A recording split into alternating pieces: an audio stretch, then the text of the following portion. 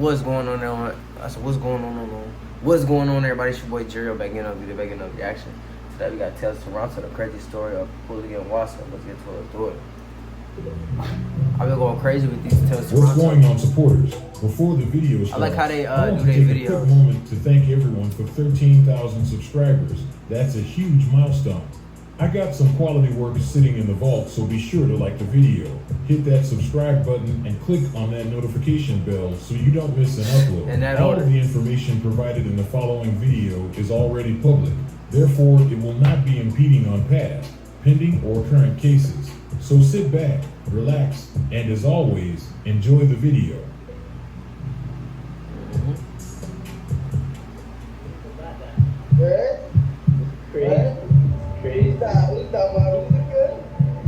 That's why young real. Investigators say that's when two associates with Jenkins, including the 15-year-old, returned fire.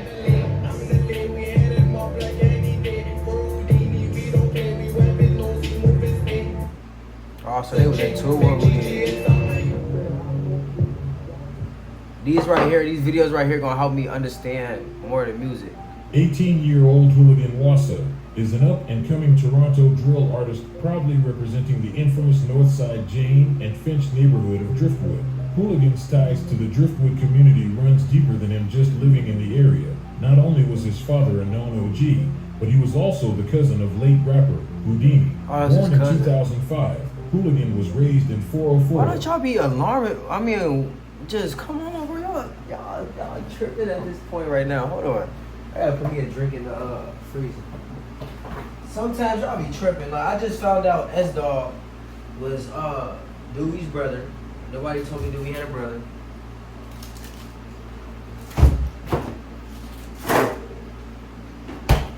I know my pants don't match with my shirt, but nobody told me Dewey had a brother. Nobody told me Houdini had a cousin that rap. Like, come on, man. I know some of that is on me. A brick town. But I would have thought y'all would have. Toronto Community Housing. The unit has a troubling history. Since the early 2000s, residents at the controversial unit have witnessed an alarming number of violent crimes, gang-related executions, and even mass shootings. 5 men injured in a mass shooting yesterday has already returned to the scene. The victim was walking with crutches around Driftwood Avenue earlier this afternoon. He was shot outside of his home near the Jane and Finch area just before 6 p.m. yesterday. Police allege a group of people walked up to a townhouse and began firing shots at people standing outside. We spoke with one of the victims this afternoon. Why are you walking around in crutches down there? Happened so fast, bro. Yeah, you I thought this is shocking he died. for a lot of residents, but some other ones that I talked to say that they are not surprised that they've been saying that there are shootings in this area. They have happened before, and they believe that. Get him off the air, G. He weak. A lot of them didn't want to come on camera and talk to us for fear they too would become a target. One person who was growing up in an environment where violence unfortunately thrives, it would be no surprise when Houligan would turn to the fast life. By the age of 15, while kids his age were in high school learning about trigonometry, he was all the way up north in Saskatchewan, getting his hands dirty. On Friday, the RCMP emergency response team conducted a Officer search shot warrant during drug investigation. 20 kilometers north of Bigger. Mountie seized a kilogram of methamphetamine, 4,400 single doses of fentanyl, 500 Xanax pills, and 400 LSD tabs. Lord have mercy, that's money. That's all I heard. March 11th, 2020. At approximately 2 a.m., Saskatchewan police officers were shot at when they executed search warrants at an address where it was believed drug trafficking in cocaine, fentanyl, and methamphetamine was going on. No one was injured during the incident, but a 15-year-old Houligan Wassa and 3 adults were located inside. When searching the property, police seized a number of firearms, shell casings, cell phones, and drug paraphernalia. Houligan and the 3 adults were arrested and charged with various drug trafficking and firearms offenses. But just days after the arrest, Houligan managed to bail out and fly back to Toronto, where his troubles only intensified. He was only 15. I thought when you were a kid, they let you go off for stuff like that. You know what I'm saying? Throw your little ass aside. I gotta stop cussing, but they throw your butt inside freaking what they call it, juvie or something, a Robert Young type of thing, you know, something like that. And you know what I'm saying, you go about your day after a couple years or 2 years or a couple months.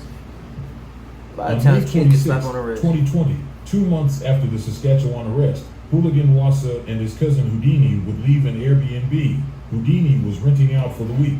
At this point in time, Houdini would be at the height of his career. He would have just released a new EP titled Underground and would be fresh off Press's tour. CCTV captured the moment Houligan Wassa, who was covered by a black mark due to him being a minor at the time, and Houdini, who was in the gray sweater, meeting up with 2 other people. They were 17-year-old Elijah Robinson, who was dressed in all black, and an unidentified man wearing a white hat. They would make their way to Blue Jays Way, right across from the Bisha Hotel. Unbeknownst to Houligan and Houdini, a blue Volkswagen Tiguan was lying in wait for them. Toronto police were able to confirm. Tell you, man, to be honest, I wouldn't have suspected nothing out that car. I would thought somebody grandma in that mud. Like all the funny stuff. The vehicle was parked and waiting for nearly 40 minutes. Once Houdini crossed the street, Houligan he walked right by that car? CCTV then captured They was on him. I didn't even know that. That was parked on the side. At that moment, the Volkswagen pulls a hard U-turn, while a lone gunman pops out the passenger and begins to unload a flurry of shots at Houdini and Houligan. The unidentified man immediately ran off, while Elijah would proceed to pull out a handgun and return fire. Houdini and Houligan will run for cover. Real friend right there, in the middle of the chaos, a little boy was trapped in the corner of a hotel entrance. Fortunately, he wasn't hit. Why you get out the car? The Volkswagen then speeds down the street with the gunman following right behind. While running, the gunman fires more shots at the trio. This is when Houligan pulls out a handgun and returns fire. Unfortunately, the gun would jam, causing him to run for cover in an alleyway along with Houdini and Elijah. Oh, so there's all the together? gunman would miraculously make it back to his getaway vehicle unharmed. But there's a shoe. I'm confused. From somebody. From above, the remnants of a deadly shooting police say was targeted, killing a 21-year-old man and leaving a 15-year-old I thought they said that he just ran into the alleyway though. Woman with serious injuries.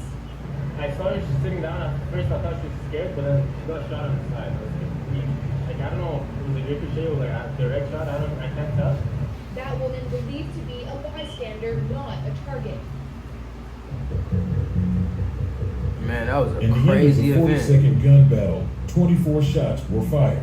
Houligan was taken to the hospital immediately, where he would stay for no more than a few was coming hours. home to visit his Although family. he fully recovered in less than 2 weeks, he was sent to the Roy McMurtry Youth Center located in Brampton, awaiting gun possession charges. The facility, referred to as the Roy, is known to have a history of violence with limited meaningful programming. Although there is an education system set up in accordance with the Peel Region School Board, the Provincial Advocate's 2010 report noted that some youth didn't feel safe in class and refused to attend. If there's a gang, drug, or street violence sweep in Toronto or Brampton, those under 18 end up at the Roy with turf rivalries and other disputes not being checked at the door.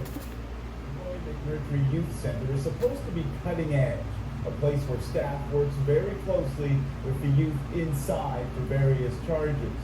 But the advocate says that isn't happening all of the time, that many youth complain about violence amongst themselves and from some staff members. He says they also complain about racism from certain staff members. Another complaint, the quantity and quality of the food they're served.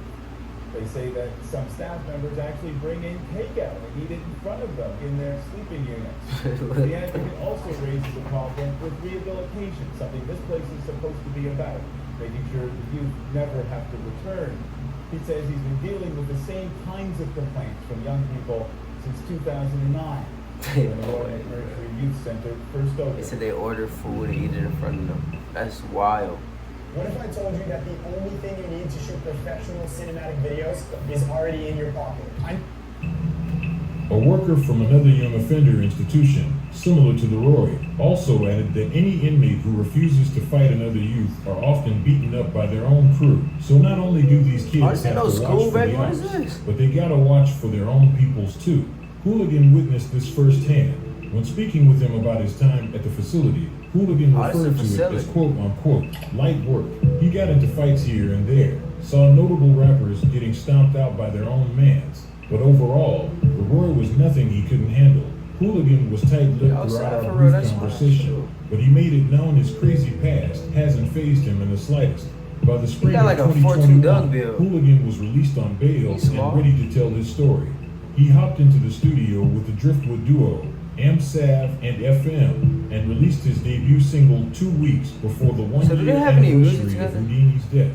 The song broke 100,000 views not too long after its release, and for a debut track, that's pretty impressive. Judging by the comments, it's clear Houligan caught the scene's attention. He would go on to release a few more songs, including Stay With a Mop. The track featured Driftwood Crip, Richie Stacks, who was recently arrested in connection to one of the biggest fentanyl drug busts in Ontario. Richie Stacks! We just did that! The 8 million? No way! That's crazy how everything link up. Okay, so we gotta keep on watching these Tales of Toronto. Cause like I hate like having to listen to the music and then not understanding, having y'all explain to me. So like, you know, watching these, it make everything make sense right now. You know what I'm saying? I'm hearing about everybody. Cause I heard about some of these people, but you know what I'm saying, it just didn't link up to how I thought. But now it's making sense. Project Otter saw the Sioux Police search a home and a vehicle in the city's east end, resulting in the arrest of 5 people and the seizure of more than 700 grams of fentanyl, which according to police is equal to 70,000 doses of the drug. The Sioux police chief says some of the suspects were on bail for drug offenses at the time of their arrest. Unlike Richie, Houligan has managed to stay out of trouble since his release from the Roy, and he hopes to keep it that way. His story is one full of ups and downs, but as of now, he is just focused on making music. He just released a new song with plans on putting out either a tape or album later in the year. All of his links will be in the description. I'll catch you guys next week. Thanks for the daily support. We're gonna have to definitely check him out. I want to see more on him for real. Cause I ain't know Houdini had a cousin, but y'all let me know your thoughts down below, and if y'all got any other videos you'd like to react to, let me know in the comment section down below or get in my social medias, man. This is Bill Drill, though.